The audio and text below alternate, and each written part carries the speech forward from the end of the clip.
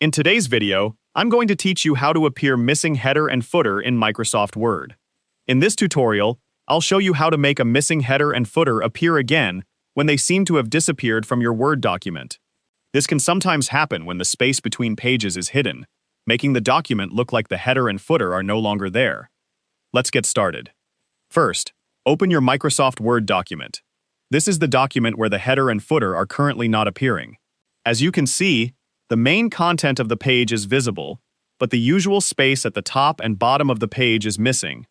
When this happens, the header and footer may not actually be deleted. Instead, Word may simply be hiding the white space between the pages in the document view.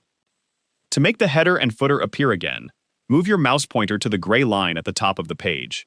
Keep your cursor directly on this gray area. Once your cursor is positioned on the gray line, double-click on the gray line. After you double-click, the hidden space around the page will appear again. You should now be able to see the header at the top of the page and the footer at the bottom. This means your header and footer were still part of the document. They were simply hidden from view, so you don't need to recreate them or add them again.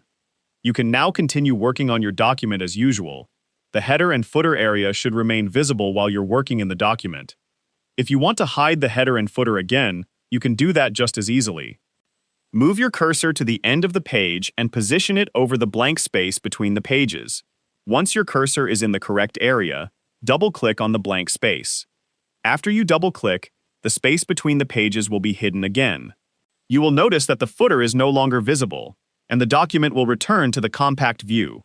So, if your header and footer appear to be missing in Microsoft Word, remember that they may simply be hidden rather than deleted. Double-clicking the gray line or the blank space between pages allows you to switch this view back and forth.